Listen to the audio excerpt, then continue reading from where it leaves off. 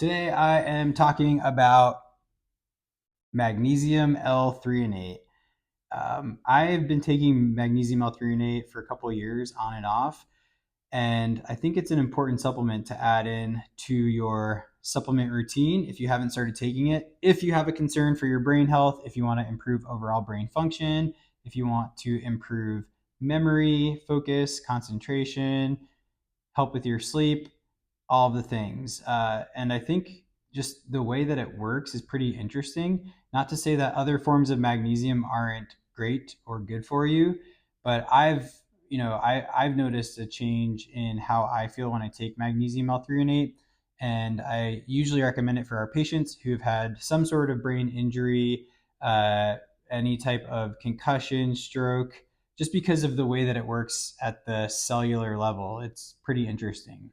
So, it was discovered, developed by an MIT researcher about 14 years ago in 2010. And the difference with magnesium L-threonate is the threonate part, which is like a derivative of vitamin C. So the threonate part basically assists and like piggybacks the magnesium.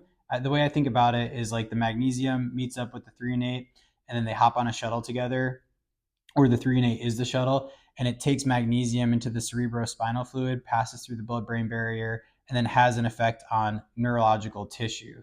So it makes the magnesium more bioavailable at the brain level, but it's also bioavailable throughout the whole body.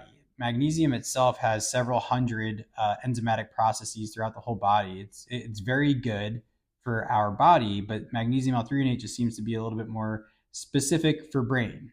Some people may argue that other forms of magnesium are just as bioavailable, but they're now coming out with some cool human studies that I wanted to share with you that show the effect of magnesium L-threonate on memory and brain aging, which is really neat. So there's tons of reasons why you may want to take magnesium. Magnesium, again, it can help with like sore muscles, it can help with GI issues, but when it comes to brain, it can really help improve cellular function. It can help improve memory. It can reduce neurological symptoms like anxiety. It can help with sleep, etc., etc. And it does that by impacting the density of the synapses in the brain tissue itself. So that's something that's really important. The density of our synapses helps with cellular communication, and it helps with network communication. So it helps with different parts of the brain communicating with different parts. The way I think about the brain and like the different lobes of the brain is not everyone is working separately in isolated regions. Basically, it's like a band. So you've got like the drummer, the bassist, the singer, the lead guitarist. Maybe someone's doing the cowbell, like on Saturday Night Live. But anyways, if they're all playing individually and they're not playing the same tone, you're not having a good song. But if they all start to sync and they synchronize and they make really good music, that's when the brain's working efficiently. That's what seems like magnesium helps do to the brain tissue. At the cellular level, magnesium is pretty cool. The way it works, this is how I think about it in my head. So on our cell walls, we have receptors called NMDA receptors, different types of receptors. One in particular is called an NMDA receptor, and magnesium fits inside that receptor like a plug. So I think of magnesium as like a thunder shirt for our cells. The reason I do that is because most of the time I'm working with patients who've had brain injury, which we know that there's cellular injury there, cell inflammation, things like that. When there's cell inflammation, there's mitochondrial dysfunction. The cells can't work as good. They spaz out and they need assistance. So I think of magnesium as like a thunder shirt for the cells. And what magnesium does is it'll plug that receptor and it will only allow certain things in and out of the cell. It doesn't allow too much calcium or too much glutamate or too much sodium in or out. So it keeps a good homeostatic balance of this at the cellular level for better cell efficiency and cell function. So yeah, that's how I think of magnesium at the cellular level. It's our cell's thunder shirt. So the threonic acid, or the threonate portion, the L-threonate of magnesium, it's like the shuttle bus. So it helps magnesium get into the brain, makes it more brain bioavailable, and it can help improve overall brain function. So what else can threonic acid do? I was reading some stuff about it. Basically, it can help. Well, I mentioned this earlier, so it can help with mitochondrial function, helps with synaptic density, and then the overall picture. This is what I was trying to say. It can help improve neuroplasticity. So, as we go through life, basically, we either engage in activities that are going to promote positive neuroplasticity. So as we go through life, we can do things like good physical exercise, good social relationships, healthy diet, things like that. That all helps promote the positive side of neuroplasticity. It can promote synaptic density, better mitochondrial health, better overall brain function and strength. And it can change the way that your brain ages. So physically, you could be 70, but you have the brain of a 55 or 60-year-old. Or going through life, we could be on the negative side of neuroplasticity, where we spend a lot of time just sitting and watching junk TV, eating junk food. We've got stressed out, crappy relationships, et cetera, et cetera. So the reason this is important is because no matter which way we go, like no matter how we're spending our days, stress is non-negotiable in life. We're all going to be exposed to stress. And there's certain areas of the brain that are highly vulnerable to stress and to the stress hormones, like the hippocampus, the temporal lobes, the prefrontal cortex, which is where our executive functions live. So if there's exposure to stress, obviously, like, we want to build resilience to the stress because we will be exposed. And magnesium L-threonate can help reduce the stress response and build cellular resilience to a stressful event. And what they found in one of the human studies that just came out, this is really cool. I want to read you just a little bit of information. So it was a new human study, and they used magnesium L-threonate. The patented name is Magtein. So you might also see it as like MGT or MAG-T. But what they did a 12-week administration of magnesium L-threonate, and what they found was that it can boost executive, like, mental performance and improve cognitive function test performance, but it can also reverse brain aging by more than 9 years in older adults. So what they did was they looked at these individuals. So they took like a group that received magnesium L-threonate and a group that did not receive magnesium L-threonate. They followed them for, I think the first was 6 weeks. And at 6 weeks, they noticed that there was a change in brain aging in the patient population that took the magnesium L-threonate by up to 9 years. So they had a reduction in their brain aging by 9 years. They went on for 12 weeks and it showed like 9.3 something. So what that basically means is, if you are going to take magnesium L-threonate, it's something that, if you are deficient in it, or if you have these cognitive symptoms, or if there's some sort of neurological dysfunction, it's not something you can kind of just like take here and there, like I've done in the past.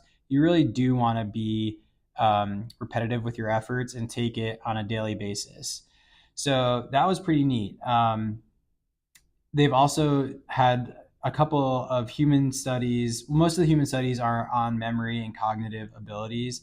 There are, like, let me just tell you this. So the the brain, it ages structurally, but functionally it may not age the same. So it could either age sooner. So like you could be structurally a 70-year-old with a 70-year-old hardware brain, but your software has been, it's an 80-year-old's brain. So you basically are most likely suffering from some sort of neurodegenerative process or something like that. But magnesium L-threonate can reverse that. That's like pretty cool because it's not a crazy expensive supplement. There's really, like, I don't think there's been any reported side effects. You don't want to overtake magnesium L-threonate, but if you just take a consistent dose, it can really help improve the brain aging process. So that was a pretty cool study. Again, the goal with taking something like this is to really just improve neuroplasticity or help set the stage for neuroplasticity. When we're working with patients, a lot of the work that we do in the office is physical rehabilitation. So we're trying to physically change the body and physically trying to change the brain.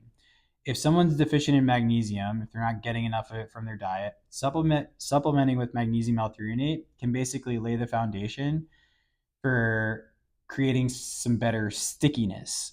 And what I mean by that is if someone is deficient in magnesium, if their cells are stressed out, if their cells need a thundershirt, if they don't have good synaptic density, if they just need some support, and you're doing all this physical exercise, they may not be receiving, the brain may not be receiving that physical stimulus and keeping and remembering all that input as well as it could if it were on magnesium L-threonate. So it really can help set the stage to build neuroplasticity, which is why I like it and why I would recommend it for pretty much anyone who's concerned about brain aging, or anyone who's had a concussion, a stroke, a brain injury.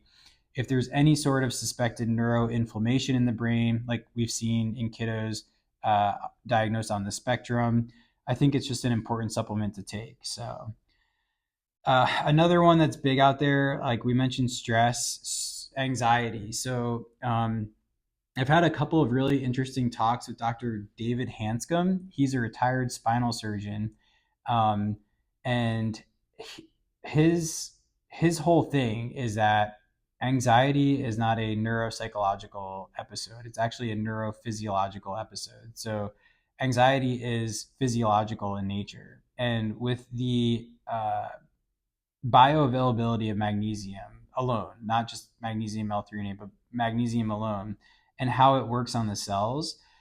People with anxiety and animal studies also have demonstrated that it can create a reduction in those symptoms. So the reason I say that is because you're not just changing the brain from a neuropsych standpoint, you're also changing biophysiologically, altering cell function throughout the whole body.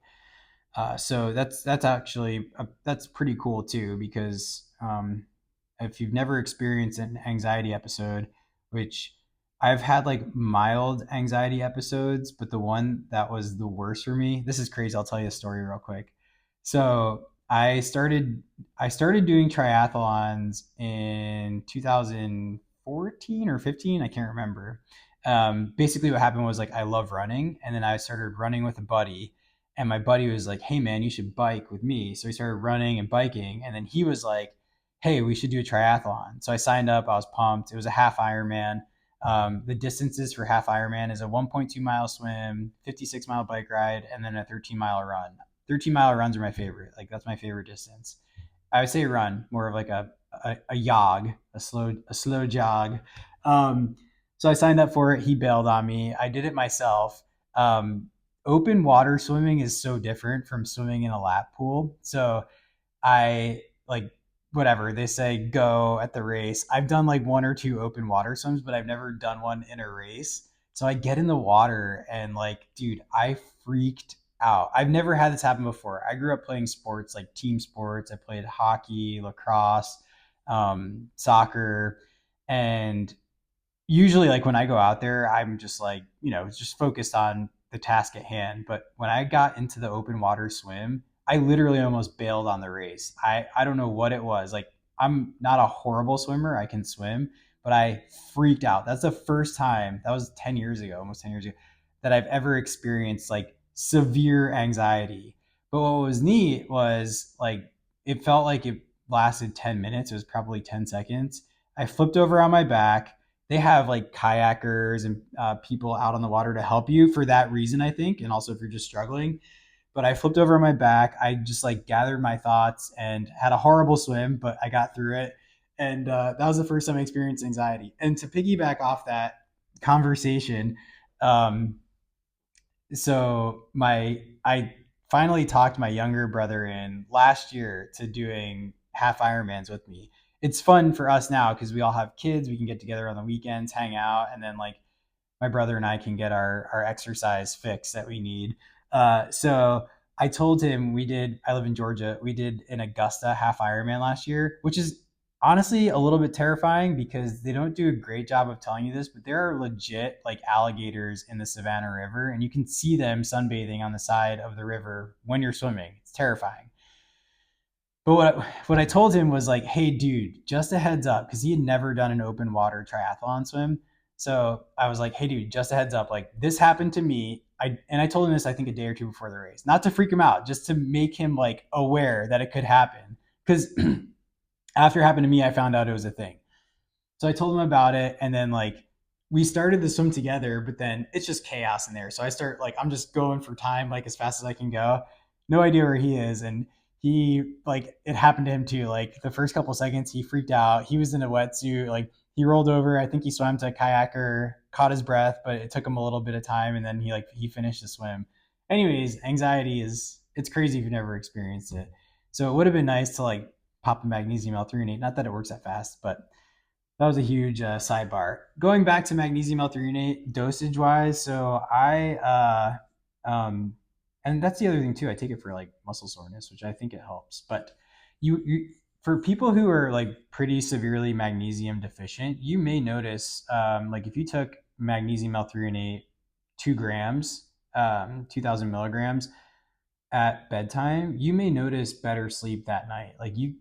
That's what happened to me initially. So I noticed like one of the first nights I took it before bed, and I noticed better sleep quality, clear. It felt clearer. If that's a like my sleep just felt clear, and then I woke up. I woke up early, but I woke up clear. Like I didn't feel foggy, tired, etc. So it was neat. I may have had like more vivid dreams. I can't remember, but I did notice like something different, which I don't notice with all supplements that I take immediately with that.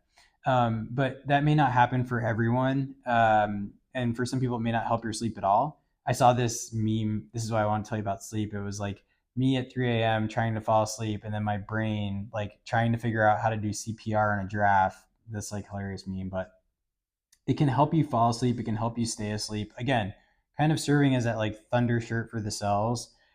And then I also take it in the morning. So, like first thing in the morning, our bodies are a little bit dehydrated. So I try to chug a glass of water.